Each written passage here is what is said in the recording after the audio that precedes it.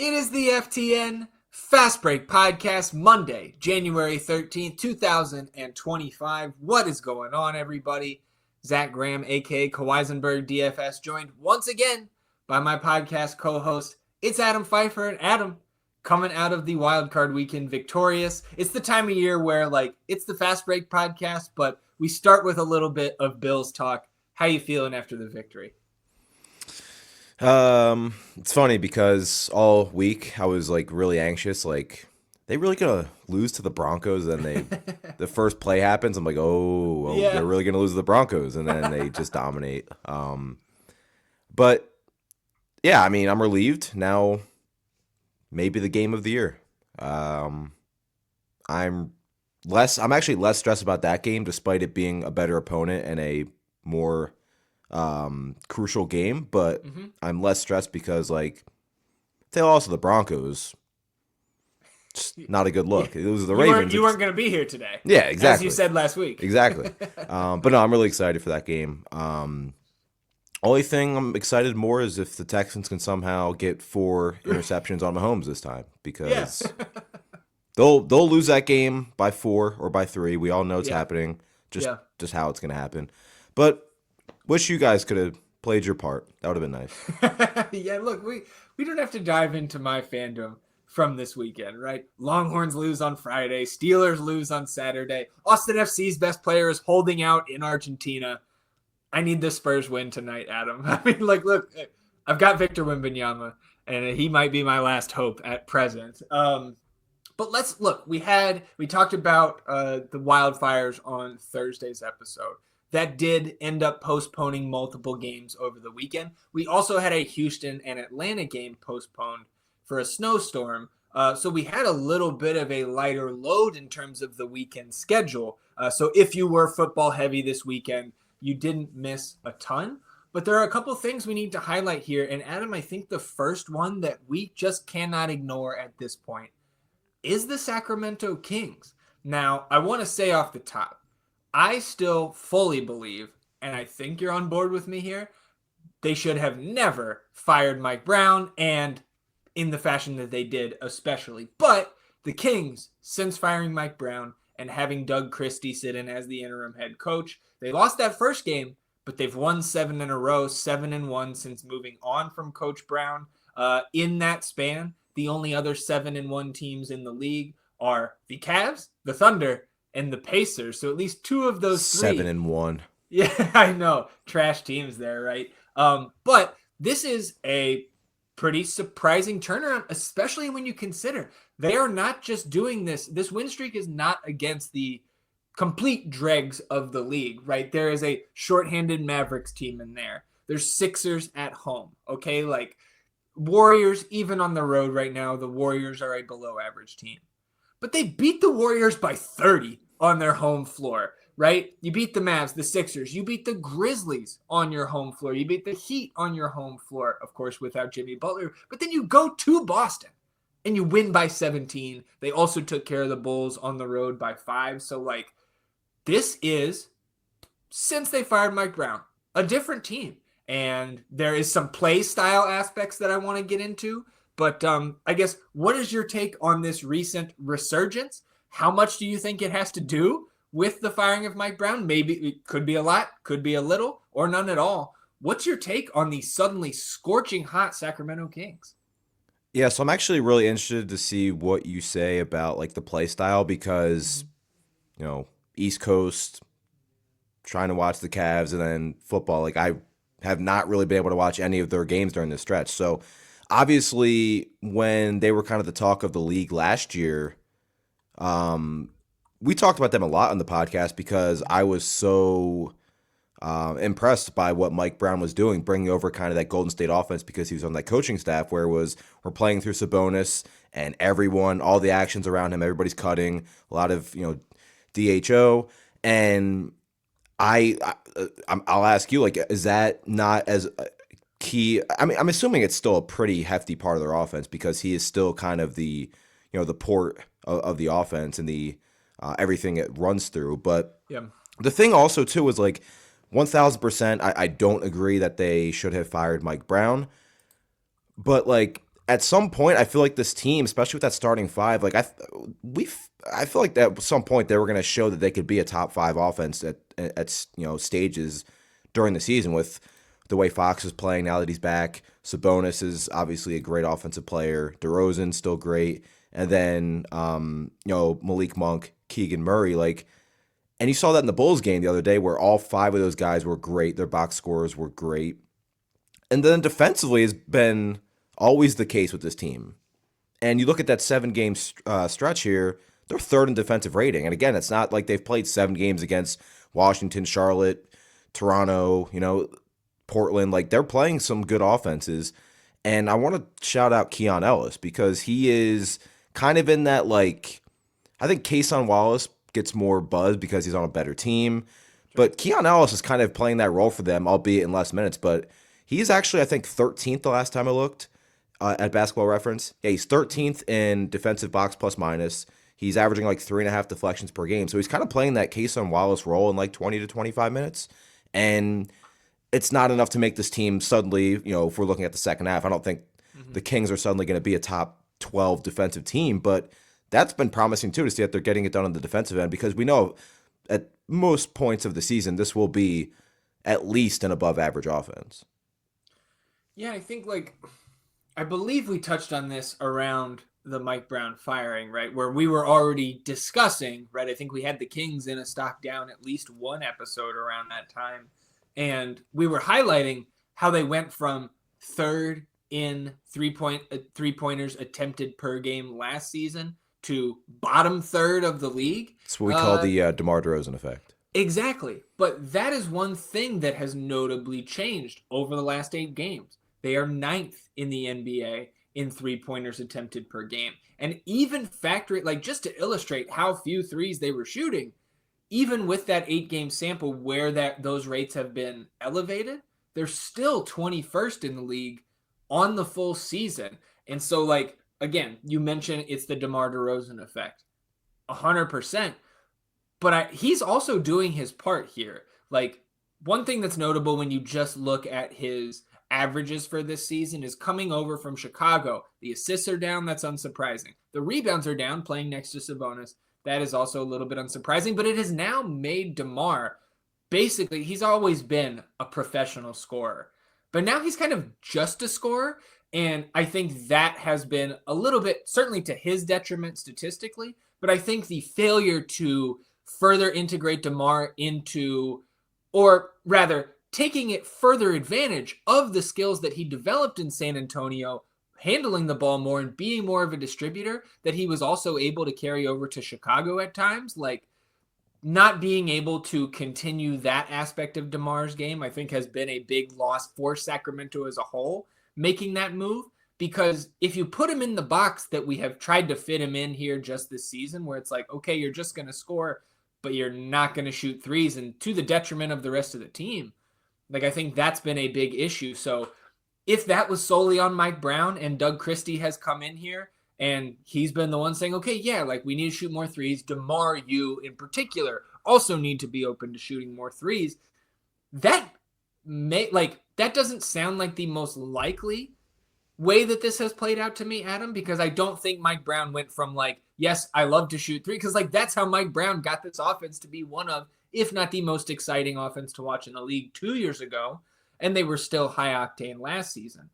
But looking at what has happened, not just those full team three-pointers attempted per game numbers, but DeMar DeRozan, 2.4 attempts per game from three on the season. Over his last 4 games, he's averaging 5. He has taken 25% of his total three-point attempts on the season in the last 4 games. So, again, is that what is translating to victories here? No, that is not the only factor. But that was a little bit of an eye-popping stat from this recent stretch for DeMar DeRozan, and to me, a clear change in style of how they are trying to execute this offense and maybe trying to revert back to more of what we saw the last 2 years. Whatever Doug Christie is doing, these players are buying in, and it's paying off in the results, 7-1 in their last 8. It's probably a spacing thing too, because if you look at the way this offense is usually constructed, it's Sabonis at the free throw line at the top of the key, and everybody's kind of cutting around him. And we know De'Aaron Fox, he likes to get downhill and use that floater. And then DeRozan's obviously been one of the best mid range players in the league the last decade. So really, if you're just asking DeRozan to go out and space the floor a little bit, and like you said, over 5 3-pointers per game, that helps Sabonis and Fox maybe run more of that dribble handoff top of the key, gives them more space. And then obviously you have Murray on the outside and everybody else. So spacing wise, I would imagine it's probably a lot better too. And then, yeah, I mean, I'm still a little surprised defensively. Like, I think it was that Miami game where Sabonis was like really defensively playing well against Bam. And I know Bam's had a down offensive year, but like Sabonis has always been somebody that's like, defensively, like, where is he at among the elite centers in the league?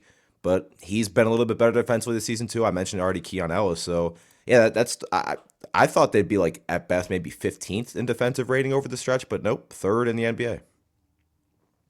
I think from a DFS perspective, right? Because we're in there every day in the channel here at FTN, playing on DraftKings and FanDuel. Like, this season, Sacramento has become a team that is very tough to attack unless they're shorthanded, because we've got Malik Monk in this starting group now, because it's so condensed. Like, losing a guy like Kevin Huerter, where like you can't play him from a real life perspective, so then he becomes just a non-factor fantasy wise. Like, even Keon Ellis has his price rising from a DFS perspective. I think from a season long perspective, like, it's been a little bit of a hit or miss if you invested in some of these Kings fantasy assets, right? Like, drafting DeMar DeRozan where you had to at the beginning of the season, that has not paid off.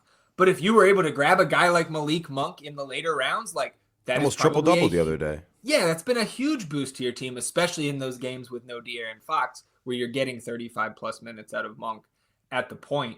So again, this is fascinating to me that they have been able to turn this around, and they have but multiple signature wins over this 7-game win streak. So it's something to keep our eye on. Of course, we know that they went prior to this 7-game win streak. They were on a 6-game losing streak. But Kings, you take a look at the standings now. Sacramento back up into that 9 spot. Golden State and San Antonio are the 11 and 12 outside looking in currently at the play-in. Of course, Golden State tied with 10 seed Phoenix. Spurs a half game back. So it is still just 3 games separating the 12th seeded Spurs from the 5th seeded Mavericks. So again, any 3-game winning or losing streak can vault you up or plummet you in these Western Conference standings. But I think, 3 weeks ago, I believe on this podcast, I said, I don't know how the Kings turn this around, and they have proved me wrong. So it's something to keep our eye on going forward.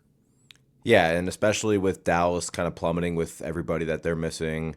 Golden State just, it feels like 2 years ago, that crazy start they were on to start this season. Like, there's definitely, we always say the West is better than the East, which is true, but there's still plenty of avenues, because outside of that top 3-4 teams in the West, like, there's really nobody that stands out as like, okay, this team is just a lock to be this seed.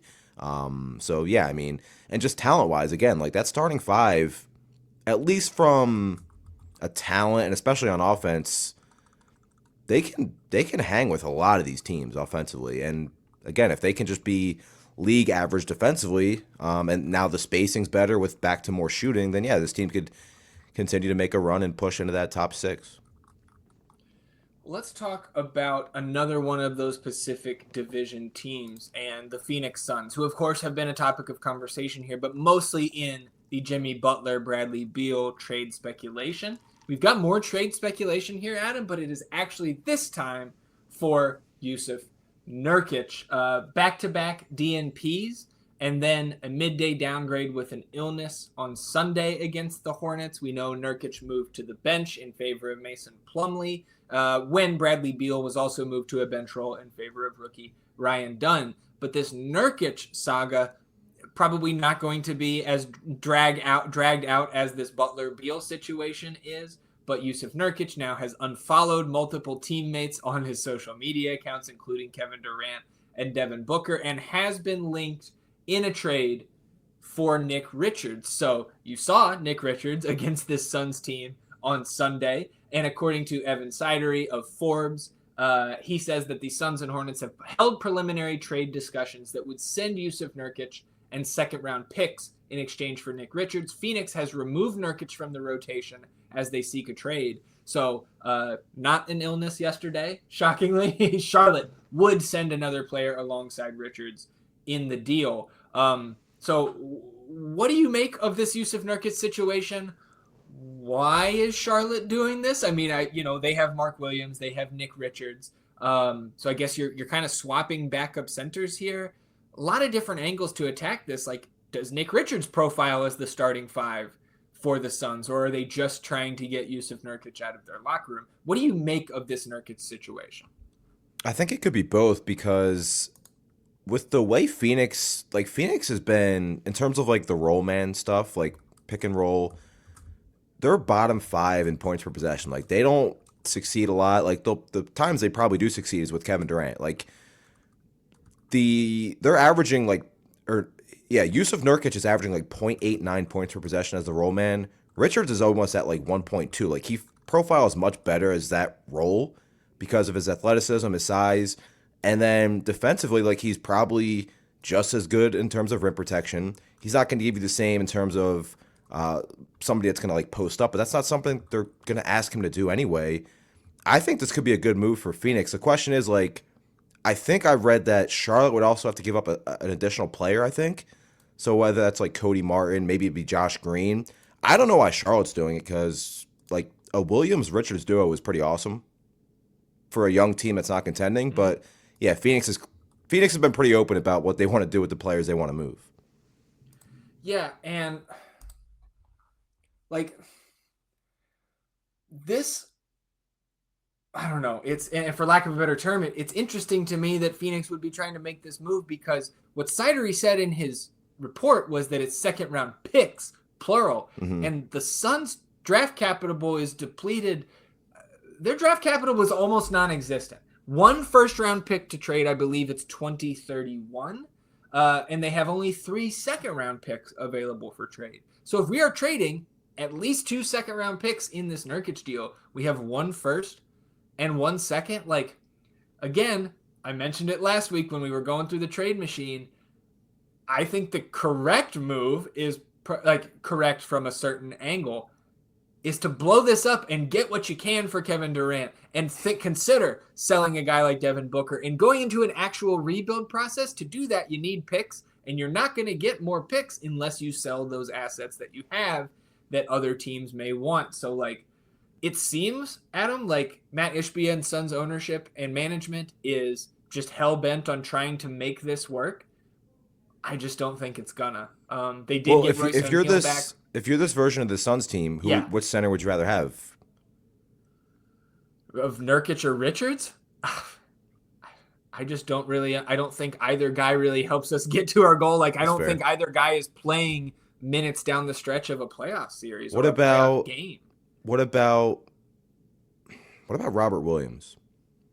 If he can stay healthy, I would love that. Yeah, because Robert Williams, I was looking at some of his stats, and he actually, I believe, leads the NBA in points per possession as the roll man. It's at 1.9. It's not a ton of possessions, obviously, but we know what he can do. We've seen him in Boston when he's healthy. He can obviously finish at the rim. If I remember correctly, too, in terms of like late game situations, he's a decent free throw shooter for a center as well. And then my favorite thing to watch with Robert Williams in that Boston system was he essentially plays free safety on defense for you, which is really fun. And I think Phoenix would be better off because you have, at the moment, Bradley Beal, Booker, and Durant. Like, you don't need a center that's going to, clog the paint and ask for post touches or anything like that. Not that he's a ball-dominant center, but, like, Richards would be better off because he doesn't need the ball at any capacity. Let him just set screens. Probably not quite as good in terms of setting screens, but he's not too far behind. And then athleticism-wise, rolling to the rim, protecting the paint, getting offensive rebounds, and kicking it back out to the shooters. Like, I think he's a better fit if that's what they want. The question is, at the end of the day, is it going to actually move the needle? Probably not, but we also don't know what the hell they're doing with Bradley Beal either, so. Well, and I think, too, like, you think about this more and you go back to the Evan Sidery report where like to make this work salary wise when you go to the trade machine, you have to have a second player in there. Right. For cap purposes. And like would they trade Josh Green or would it be Cody Martin? Those are two of the three names that work in the trade machine. Right. It's Josh Green, it's Cody Martin. I think Josh Green's good. Yeah. And then the other third player is what? Grant Williams for salary, and he's obviously out. So well, and that's why I think Grant Williams would work, but that's why I don't think he would ever be included in this because to me the Suns need this second player because I think the second player is probably more important to them than Nick Richards because you have Mason Plumlee. I would probably still take Plumlee over Nick Richards. Maybe that's close, but like even if the correct answer is Nick Richards, it's not a huge gap, right, between him and Mason Plumlee, and they like Oso Ighodaro. So I actually think that this second player in the trade is the one that they will be utilizing more, especially in a postseason scenario. And I think it's Green, it's Martin, and Vasilije Micic. I think Micic does not fit what they need at all. They've got Tyus, they've got Monty been bad Morris this year.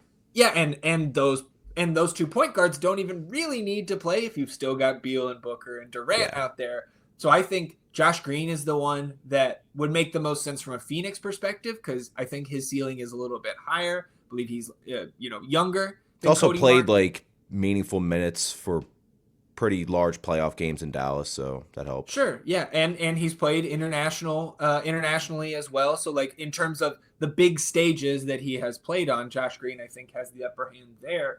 Martin makes some sense too, but I think Green is the prize that Phoenix is going after here.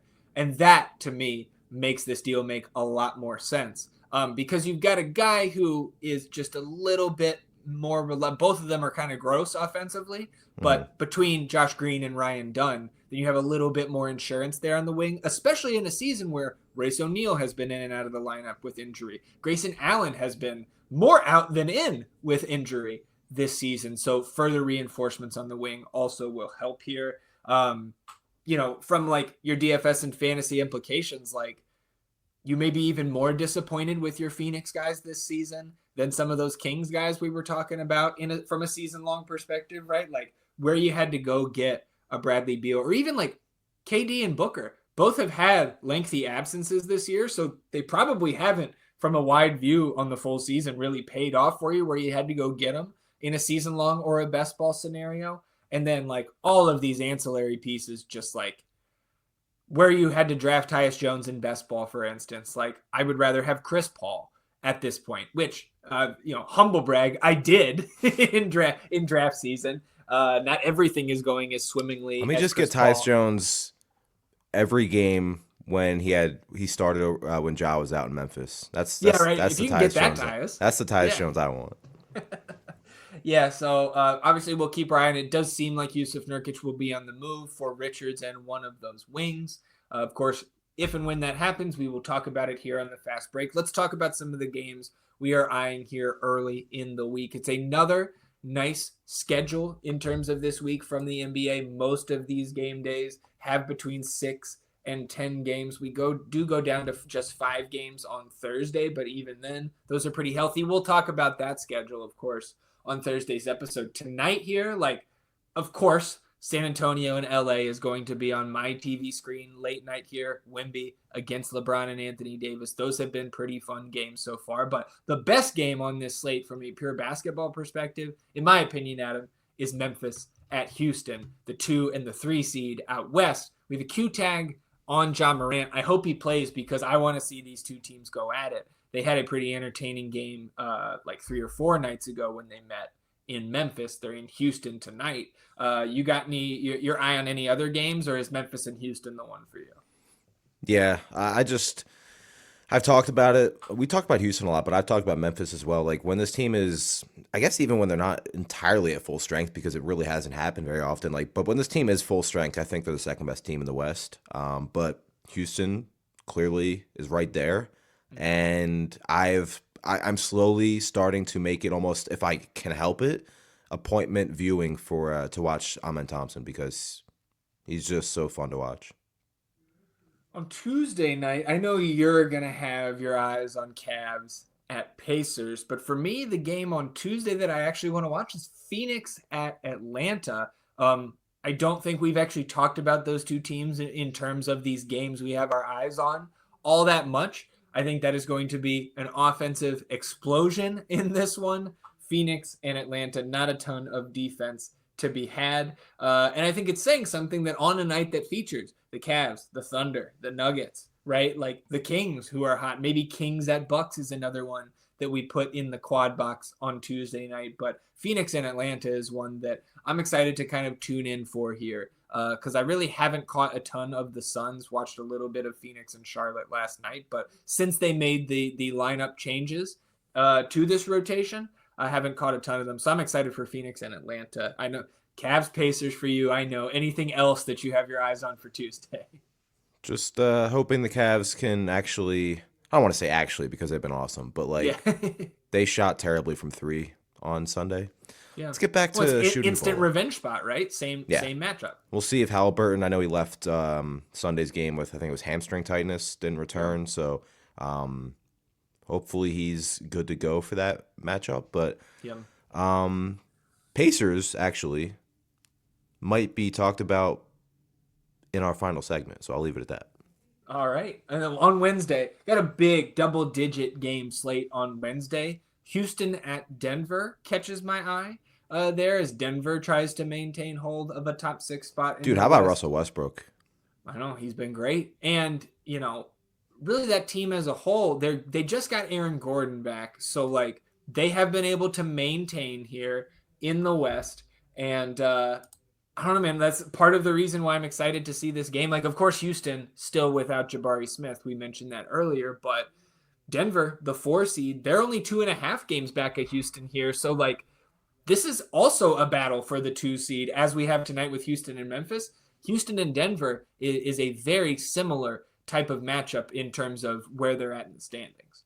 Also will be a great game for the crowd who is sick of all the 3-point shots because these teams aren't great at shooting threes. So, yeah. But no, seriously, like, I've seen a lot of like the sites out there like NBA.com and stuff that do like the MVP ladders and stuff like that. And I feel like a lot of them have now had SGA 1, which I think is fine. But to me, it's like, come on. Like the entire NBA industry and community and everybody that does NBA content and podcasts has talked all, since the beginning of the season. Like, man, this Denver team is not it. They stink. They don't have enough. And then all of a sudden, here they are, the 4th seed, and Jokic is doing what he's doing. So, still think the MVP award is his, but I get it if you have SGA. Yeah, I mean, and they're the 4 seed in the West. They would be the 4 seed in the East with that record as well. So, like, they have. What are they, 23 and 15, something like that? Yeah, 23 and 15. Good for 4th. They've won 3 in a row. And then, like, on Wednesday, too, the last game that I wanted to mention is, like, I know neither team is in the best of form right now, and we may not even get an Embiid or a Paul George here, but Knicks at Sixers, like, when I see that on the schedule, my antenna goes up, like, just because of the animosity that I think if Philadelphia can somehow pull it together and put some consistency out there on tape as we move towards the second half of the season, like, I want to see this playoff matchup again, assuming health for both teams, because, like, the Knicks and Sixers rivalry is one of the best ones in the association, in my opinion. Yeah, just don't keep playing Paul George at the 5 because he's getting bored. Yeah. It's like they don't really have a choice because Drummond's out. Yeah. And obviously Embiid's missing so many games, so it's like, all right, man, like, sometimes you got to sacrifice for the team here. It's like you and Yabusele are playing the 5 right now. Yeah. Well, let's go ahead and close out episode 37 here. As we always do, stock up, stock down. We'll start with our stock downs. I'll toss it to you, Adam. What's your stock down here on episode 37? My stock down is the Cavs. No, I'm kidding. I wanted to, but I couldn't actually do it. Even though it was weird to see them not even score 100 points. Like, that was just, I honestly thought it was like still the third quarter. Then I looked and the game was over. I was like, oh, that's terrible. I'm going back for my stock down, Golden State. I don't know what this team is going to do. I know they've been linked to maybe Robert Williams, maybe Jeremy Grant, if they can, maybe, have to move probably like Andrew Wiggins and who knows what they're doing with Jonathan Kuminga because Mhm. like that's another stock down entirely too because they have not been solidified with what they want from him and what role they want him to play. And he's had stretches where he's been arguably their best player at times. And they don't know what his role is going to be. They don't know what the future is. He's had that, what was that thing last year with the coaching staff, how he was like really upset and stuff like that. And like now you're stuck with this team that clearly is not playing the level they were to start the season. They're obviously one of the older teams in the league, and it just looks like they don't have an answer for what they're going to do, what direction. And obviously, you're at a crossroads because you have Steph and Draymond, who are at the tail end of their careers, and they have been linked to trades. They already made a trade for Dennis Schroeder a couple weeks ago. It's like, what are they going to do, and where are they at? And I just don't think they have a direction. And we talked about Jeremy Grant last week. It's like, yeah, I would love a team like Golden State to trade for Jeremy Grant, but the salary cap makes it tough. Does that even help them with the players they would have to give up?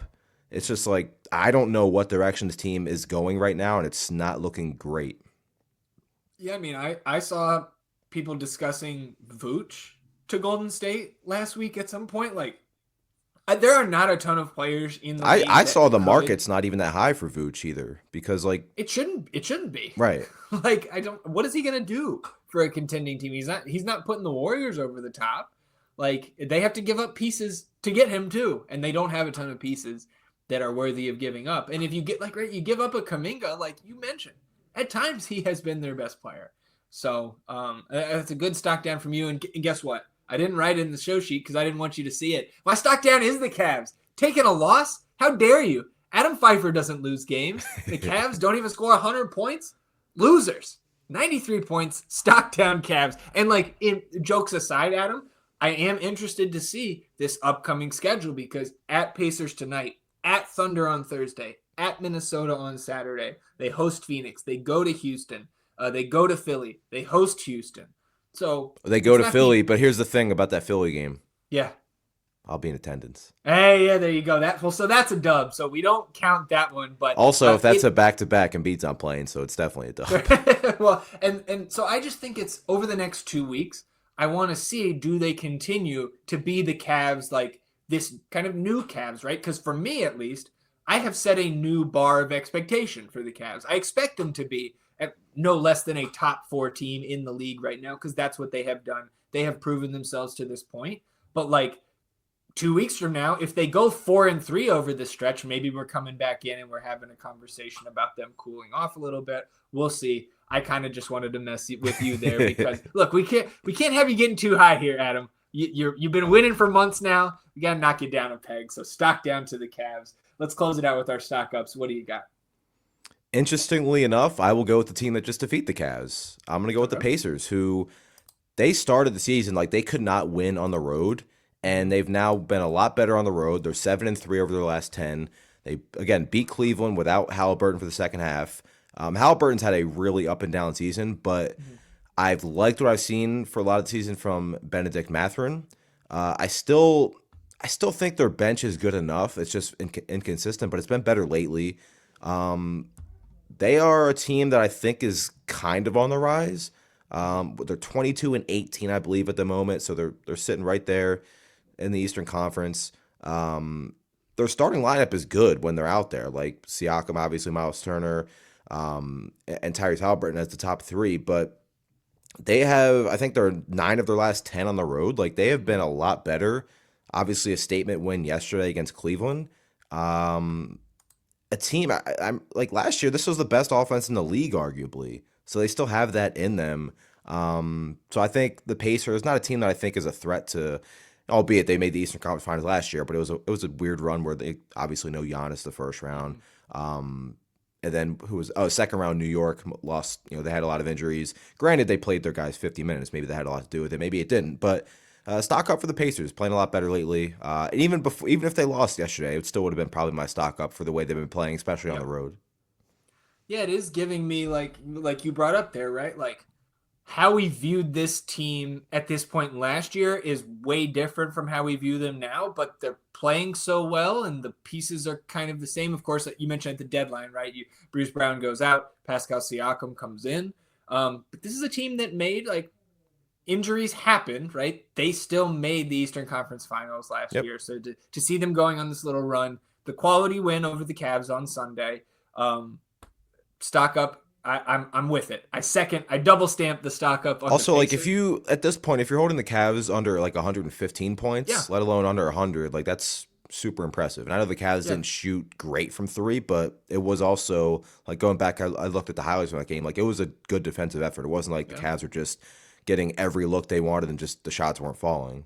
Yeah, and of course the Pacers have been shorthanded for the majority of this year. It's not their top three type of guy, but Aaron Nesmith played a huge role for them last year. He's been out for months. Yeah, he was the guy they were pretty much putting on, Jalen Brunson, Jason Tatum for a lot of those games in the playoffs. Yeah, absolutely. So I went a different direction with my stock up. Stock up for nicknames, Adam. And I had to talk about the Spurs at some point here today because we can't go 2 episodes without talking about San Antonio. But this comes from a Reddit post by a woman who titled her post there, "I'm looking to buy an NBA jersey for my boyfriend, but I don't remember who his favorite player is. Can you guys help me out?" She basically goes on to say, he told me who his favorite player was in a conversation a long time ago, and I've forgotten. Here are some clues. Number 1, my boyfriend is 21. He's a fan of the Lakers. We live in Dallas, but my boyfriend was born in Florida, raised in Georgia, and sometimes attends Mavericks games. I'm absolutely certain this player is still in the NBA. And the last one, this one is pretty dumb, but I vaguely remember that his favorite player's name sounded like Hector Banana Bread. However, if I put that name into Google, I get banana bread recipes, so the name is probably way off. Can anyone help me figure out who this player is? Adam, who is Hector Banana Bread to you? It's got to be Wemby, right? It is Victor Wembanyama. So, look, stock up to nicknames. This is, to me, better than Sauce Castillo, Hector Banana Bread. Basketball Reference, update this man's page right now. Stock up to nicknames. I'm not really too familiar with Reddit, but like, how popular is that post? Like, is it getting a lot of traction? I think so. It appears, because if it is, that might be on Basketball Reference by the end of the week. Yeah, so it appears that this was not on the main NBA subreddit, that it was on the NBA Talk subreddit. So that's doesn't get nearly as much traction. But this post was picked up by multiple different outlets. Your USA Today has an article about it. Clutch Points has an article about it, right? So Hector Banana Bread, that's my guy. I guess my dog has a new nickname now too, Adam. I want this to be a thing so bad. And I cannot wait. I have a little humble brag here. 2.5 weeks from now, I will be 6th row at Bucks Spurs. I cannot wait to be walking up to the stadium and see hopefully somebody takes advantage of this, makes some knockoff Hector Banana Bread shirts. I will buy it. San Antonio, make the shirts. I will purchase them. Pretty sure I know the answer, but what would have more characters on the back of a jersey? Wemby's last name or Hector Banana Bread? Right? I think Banana Bread I think wins, so too. But I think by one character there. So anything else for you, Adam, before we shut it down? No, that's my favorite stock up of the year by far. Yeah. All right, everybody. We'll end it there. Appreciate you tuning in, sticking with us here in episode 37 of the FTN Fast Break podcast. Adam and I are back on Thursday, breaking down everything that happens in the basketball universe between now and then. Enjoy the beginning of your week, everybody. We'll do the same. We'll see you back here on Thursday. Till then, he's Adam, and I'm Zach. Goodbye.